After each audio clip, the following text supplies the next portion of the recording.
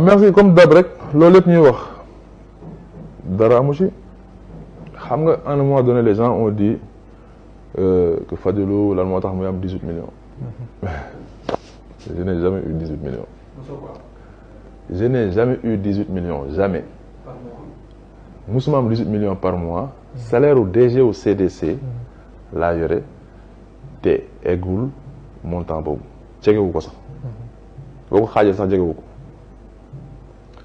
muy benn. La deuxième chose. kon amoo sax 9 millions kon. non au moins 9 millions jegewu moo ko sax. mais pourtant ñu ngi naan baabu pour si ñu ngi naan yow da nga jël ay poste PCA wala équivalent loolu. fa lay ñëw dajale ko. léegi waaw fa lay ñëw. waaw fa lay ñëw. waaw xam nga dafa am 2 postes de PCA parce que xam nga CDC filiale am yi xam nga dafa am la loi de 2006. c'est important li mel ne partie bi mais ma tuuti ma développé. d'accord. dafa am la CDC a été créée par la loi de 2006 du 4 janvier 2006. mu doxal ba 2017 am loi bu génn modifier loi bu 2006 bi autorisé ko mu filialiser wu. bu ñu ko autorisé mu filialiser wu léegi day créer ay sociétés yoo xamante ne seen mission mooy topp ay mission au CDC maanaam CDC day nekk comme genre holding am ay filiales yoo xamante ne ñoom ñooy topp mission au CDC. lu mel ni Kako ci wàllu ingénierie. lu mel ni CDC Habitat ci wàllu logement social et de standing. lu mel ni Synapsis ci wàllu numérique. lu mel ni CDMP ci wàllu financement PME PMI. politique de filiale donc filiales yooyu li ñuy doxal ay mission au CDC la donc CDC moom filiales yooyu moo koy détenir donc c'est la direction générale qui gère ces filiales. Directeurs généraux CDC yi ils ont toujours été PCA de Kako et CDC Habitat. CGIS mooy anciennement appelé CGIS. DG wu CDC yi ku mës a ñëw yaay nekk DG wu yaay nekk PCA wu Kako ak CDC Habitat man bi ma ñëwee remplacer Issa Sall nekk PCA wu Kako ak CDC Habitat Kako ak CDC Habitat maa ngi fekk PCA bi Kako ñu ngi ko war a fay 3 millions CDC Habitat PCA bi ñu ngi koy fay 1 million 500 loolu 4 millions 500 ñoom ñaar ma wàcc leen benn bu nekk 500000 500000. waaw 3 millions ma wàcc ko 500000 pour remplacer waa ji 4 millions 1 million 500 aussi ma wàcc ko 500000 muy benn. Synapsis CDC moo ko moom ma fekk fa ñu jënd ko jënd bu doy waar parce que ki ñu jënd Synapsis si moom ñu ngi ko jëndee ci moom. à 2 milliards 400 jënd bu cher amul benn évaluation jënd ko ci moom 2 milliards 400 mais bàyyee ko 20% yi. jënd ba pare bàyyi ko. 80% yi lañ jënd à 2 milliards 400. d'accord. waa ji ñëw am 20%. ba pare gàddu 2 milliards 400 am te jënd boo xamante ne amul évaluation c'est extrêmement cher. dellu si waat ñu def ko PCA.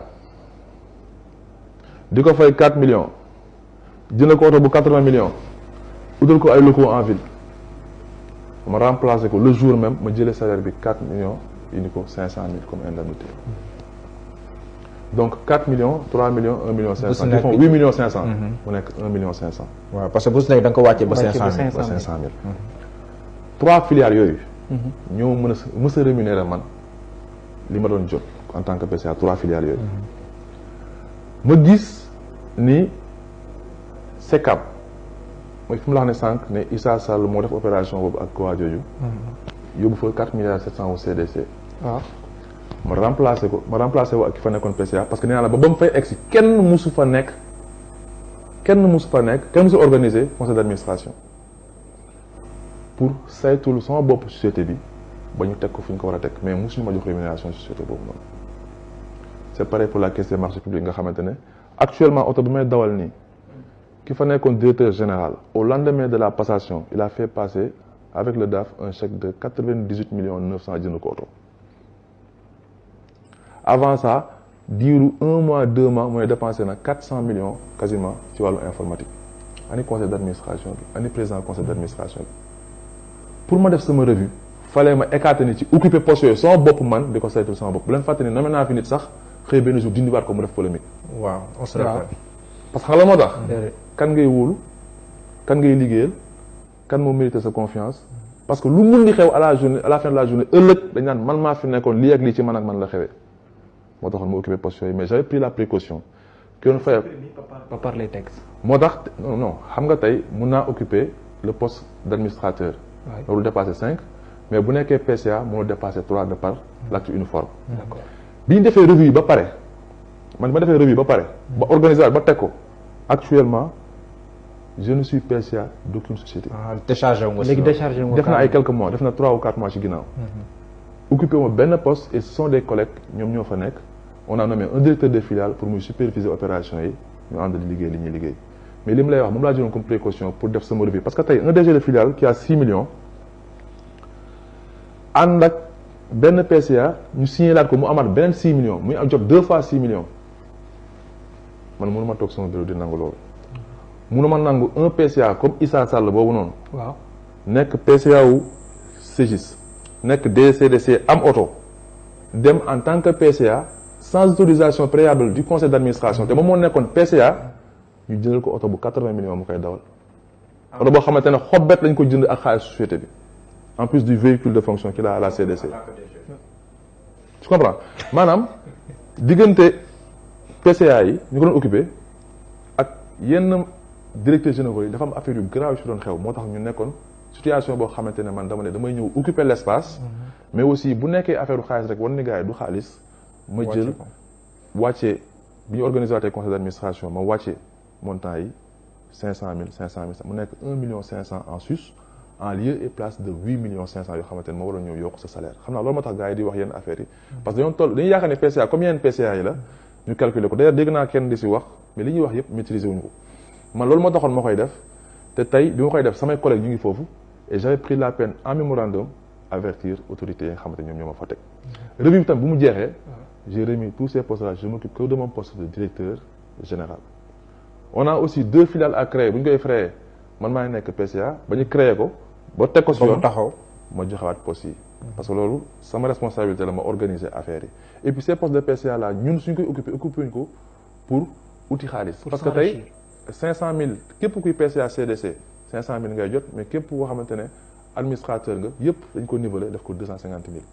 te bu yàgg c'était 500000 parfois ay postes spéciaux nee naa la 4 millions 3 millions wala 1 million 500 mais tout a été revu et nivelé parce que société la yoo xamante ne CDC moo ko détenir et elles ne poursuivent exclusivement que les missions de la caisse de dépôt et consignation indépendamment de ça musul am ay indemnités yu ñu ma jox au contraire fekk naa fa benn carte boo xamante ne ñu ngi koy woowee indemnité de représentation du DG boo xamante ne pour soo amee ay ganam yooyu xam nga loolu c'est pas grave ñu ngi ko budgétisé woon je crois 18 millions ci année bi mu nekk 1 million 500 par mois carte boobu bi mu fa nekkee ba léegi benn yoon lañu ko mos a chargé en 1 an et quelque benn yoon la ñu mos a chargé carte boobu. parce que benn yoon boobu nga sentir le besoin. non j'ai senti le parce que plusieurs fois j'ai reçu du monde plusieurs fois j'ai été au restaurant yoo xamante ak ñoo xamante ne c'est des invités man maa koy fay sama poche wala ma ànd ak kenn mu fay ko wala keneen ak keneen mais là pour dire que loolu c'est loo xam ne ni CDC jox na la caisse boo ko mënoon fayee. carte boo xamante ne bien sûr boo ko mënoon fayee mais.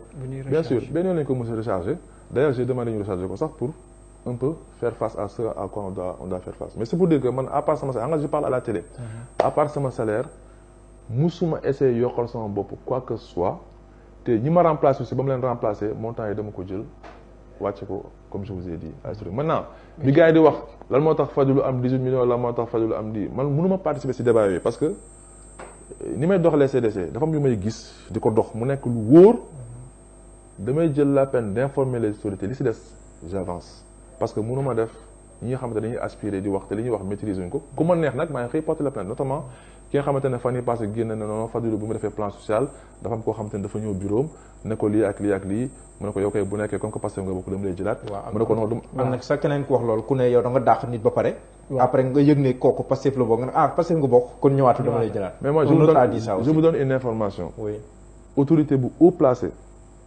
très haut placé m'a contacté bi ñu def plan social ne ma diw papam wala maamam magi Pastef la bokk